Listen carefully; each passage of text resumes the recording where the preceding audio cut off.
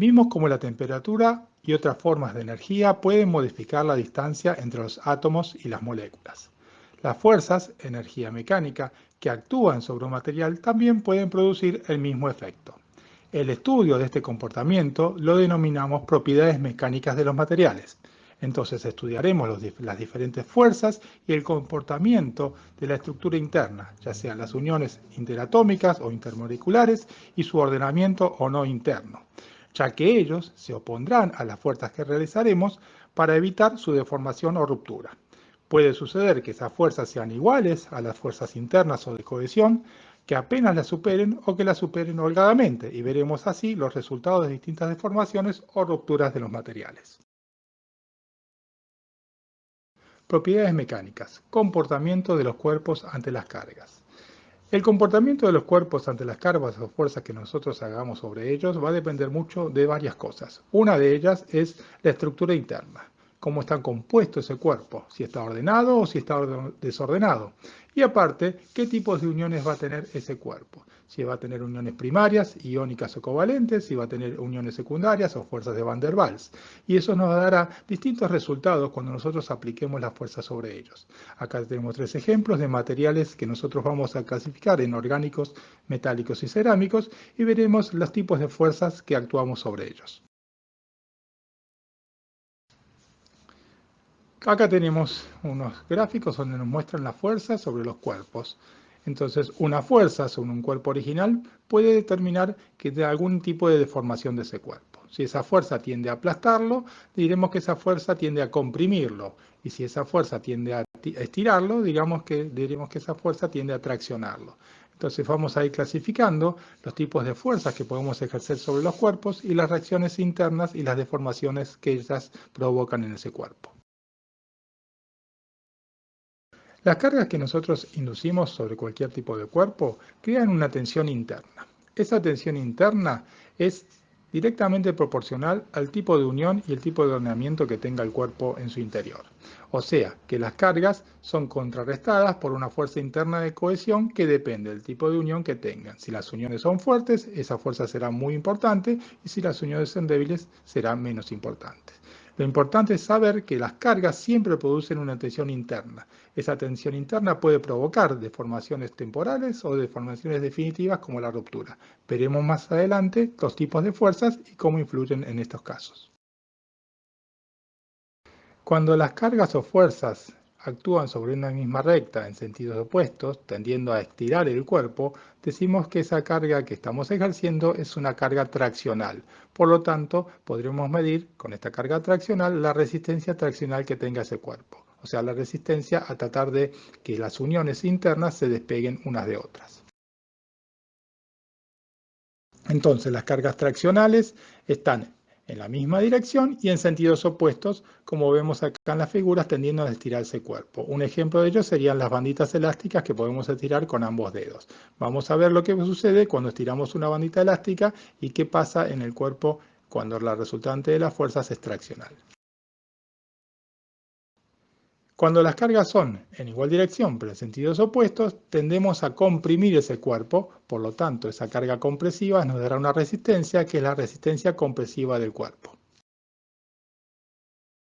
Entonces en las cargas compresivas tenemos igual dirección, sentidos opuestos, como tendientes a aplastar, y como vemos ahí en el ejemplo, sería el ejemplo de aplastar una latita de gaseosa y comprimirla. Cargas de corte. Las cargas en este caso tienen direcciones próximos paralelas y sentidos opuestos. Es el ejemplo típico de una tijera cuando corta un papel o una soga. Las cargas van en direcciones paralelas y en sentidos opuestos tendiendo a cortar el cuerpo. Carga flexural. En este caso debemos tener 2 puntos de apoyo, uno en cada punta del cuerpo y una carga en el centro, tendiendo a hacer una fuerza flexural sobre el cuerpo. Esa resistencia o resistencia flexural que va a dar el cuerpo a esta carga nos va a dar determinadas propiedades muy importantes en algunos ejemplos odontológicos, como es un puente odontológico. Ahí vemos una figura típica de 2 puntos de apoyo, que es cuando nuestros karatecas parten esas maderas o esos ladrillos y pegan en el centro. Tienen 2 puntos de apoyo y la fuerza o la carga la hacen en el centro del cuerpo. Carga flexural. Entonces esa tensión flexural es la respuesta del material a esa carga flexural y nos va a dar una resistencia, que se llama resistencia flexural del cuerpo, que es la tensión máxima soportada antes de la ruptura del cuerpo. Tensiones complejas. Nosotros, cuando realizamos sobre un cuerpo, ya sea cargas compresivas, traccionales o de corte, vamos a ver que las tensiones internas dentro del cuerpo son complejas. O sea que podemos observar resistencias en su interior, ya sea a las fuerzas compresivas, traccionales o al corte. Todas las tensiones, cuando nosotros aplicamos una carga en el interior del cuerpo, son complejas. No solamente reaccionan a la carga que nosotros estamos aplicando. Entonces, vamos a ver los tipos de carga y la tensión que ejercen. Nosotros tenemos cargas compresivas, cargas traccionales, cargas tangenciales o al corte y cargas flexurales. Todas esas cargas generan tensiones complejas dentro de cualquier tipo de material que apliquemos. Medición de la tensión y resistencia. Para medir la tensión, generalmente utilizamos unas máquinas que se llaman Instrom. En la cátedra tenemos dos que están en nuestro laboratorio. Cuando puedan tener presencialidad las podrán llegar a venir a ver. Y para poder medir esa tensión, vamos a tener que tener en cuenta confeccionar probetas. Y esas probetas van a depender del material y el tamaño de esa probeta para poder realizar las mediciones de tensión. Generalmente tienen una medición específica, un tamaño específico y son sometidas a la tracción o a la compresión para poder medir la resistencia final del cuerpo. Bueno, ¿cómo medimos esa tensión? La tensión es igual a fuerza sobre superficie. La medida de la tensión la vamos a expresar en Pascal y la de la fuerza en newtons sobre metro cuadrado. Pero como decimos a veces en las casas de comida rápida, como estas medidas son muy pequeñas, a veces para poder utilizarlas vamos a agrandar el combo y vamos a medirlos en megapascal sobre meganewton sobre metro cuadrado. Acá en esta diapositiva podemos ver cómo aumentando la superficie de apoyo ante la misma fuerza disminuye la tensión que ejercemos sobre esa superficie. Por lo tanto, el esquiador al usar esas raquetas aumenta esa superficie y no se entierra en la nieve. Sin embargo, el perro acompañante no tiene esa superficie en sus patitas y se entierra en la nieve. Estas máquinas también nos permiten calcular la deformación. Y la deformación sería la longitud original de ese cuerpo más el alargamiento que se haya producido siempre y cuando lo estemos traccionando. Y eso nos va a dar una longitud final. Esa deformación, o sea, ese alargamiento sobre la longitud original, se puede calcular en milímetros. Lo podemos suprimir y así la deformación, para ser más práctica, la podemos calcular en un porcentaje. O sea, por ejemplo, se deformó el 2% de la longitud inicial. Cuando nosotros ejercemos una tensión sobre un cuerpo, esta máquina llamada Instrom nos va a dar esa relación entre la tensión y la deformación en un gráfico de ordenadas y abscisas, donde la tensión va a estar en las ordenadas y la deformación en abscisas. Vamos a ver que en este tipo de gráficos vamos a ir sumando información, o sea, vamos a empezar a aplicar tensión, por ejemplo, de 100, 200, 300, 350, 370, y vamos a ver que las deformaciones en algún punto son proporcionales. Por ejemplo, hasta 300, la deformación es proporcional. Vemos que 100 se deformó 1, 200 se deformó 2, 300 se deformó 3, pero después de los 350 ya no se deformó proporcionalmente, sino que este gráfico tiende a curvarse. Vimos que en el gráfico anterior había una proporcionalidad hasta un determinado punto y luego al final de esa curva se producía la ruptura. Vamos a estudiar algunas leyes muy importantes como es la ley de Hooke, que dice que la deformación producida en un material es proporcional a la tensión inducida hasta un punto en el cual se pierde esa proporcionalidad. Esa es la ley de Hooke y hasta ahí estaría establecido un punto de la línea recta de nuestro gráfico tensión-deformación. El límite proporcional es el valor de tensión a partir del cual se pierde la proporcionalidad de la tensión y la deformación. Recordemos que los valores de tensión siempre se miden en la ordenada. Entonces, repetimos la ley de Hooke, nos dice que la deformación producida en un material es proporcional a la tensión inducida hasta un punto en el cual se pierde la proporcionalidad.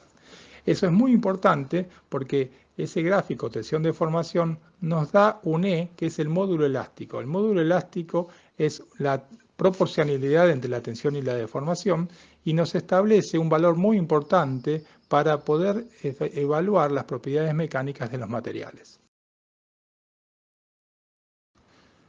Vamos a ir trazando un gráfico tensión-deformación. Vamos a ir dando distintas tensiones y vamos a ver qué pasa con las deformaciones. Entonces, en una tensión de 100, vamos a ver una deformación de 1, en una tensión de 200, una deformación de 2, y en una tensión de 300, una deformación de 3.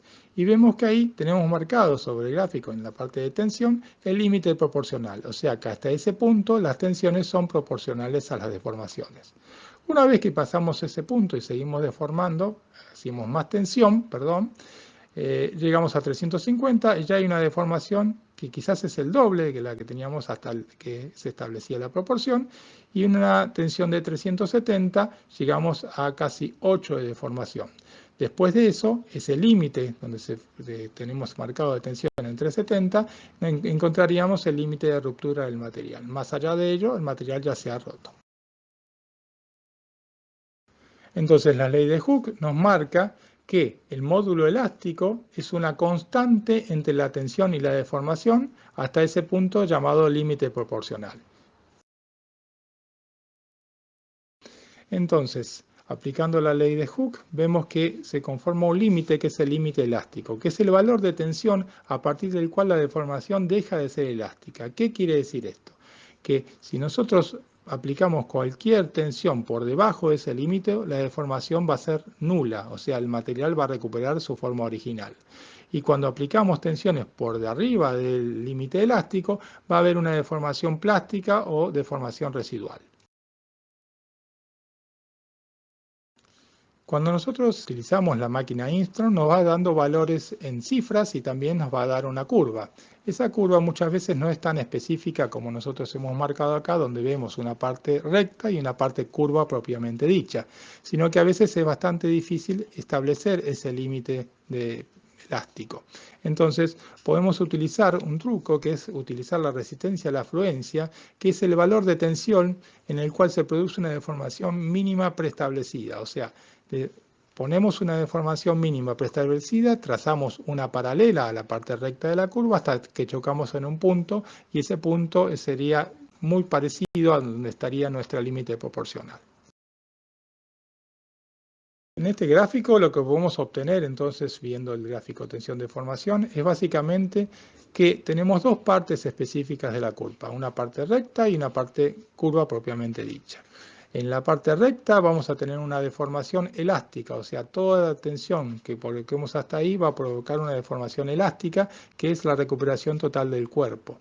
Cuando las fuerzas superan el límite proporcional, que es un valor de tensión, hay una deformación plástica y esa deformación plástica se puede calcular trazando una paralela a la parte recta de la curva y medirla en donde vemos deformación.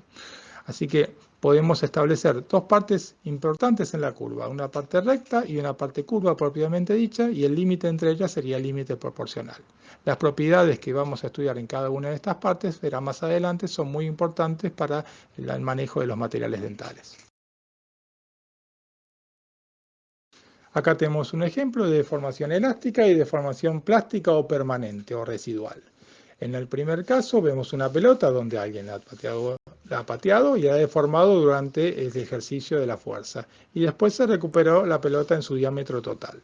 En el otro caso vemos una pelota donde la ha pateado alguien con mucho más fuerza, determinando que el resultado final sea una pelota ovalada, o sea que ha perdido la longitud inicial que tenía su diámetro. Esa deformación plástica o permanente es la deformación residual que se produce entre la longitud original del cuerpo y la longitud final y se mantiene en función del tiempo una vez que fue eliminada la carga o la fuerza. Resistencia final de un cuerpo es el valor máximo de tensión que soporta el material antes de romperse y está marcado ahí en la curva como un valor de tensión. No se olviden de eso, es un valor de tensión. Y todo esto lo estamos estudiando porque sabemos que en nuestras bocas hay distintas fuerzas oclusales que van a dar distintos orígenes a puntos, sobre todo cuando estudiamos oclusión, y esos puntos son áreas pequeñas de contacto donde hay mucha tensión. Entonces, vamos a tener que pedirle a los materiales que usemos para reponer piezas dentarias totales o parciales que tengan las mismas propiedades mecánicas que tiene nuestro sustrato original, o sea, el esmalte dentario. Y estas variaciones pueden darse por la edad, el sexo, el tipo de oclusión, y van a ver que en todo ello es muy importante hacer un análisis previo cuando hacemos una rehabilitación o una restauración para ver exactamente dónde pegan esos puntos. Así que la importancia de las fuerzas oclusales es la importancia de que nosotros conozcamos las resistencias compresivas, traccionales y complejas que tienen nuestros materiales para poder reponer el sustrato original. Bueno, muchísimas gracias, espero que sea claro hasta acá y nos seguiremos viendo más adelante. Quizás en el Zoom aclararemos muchas más dudas.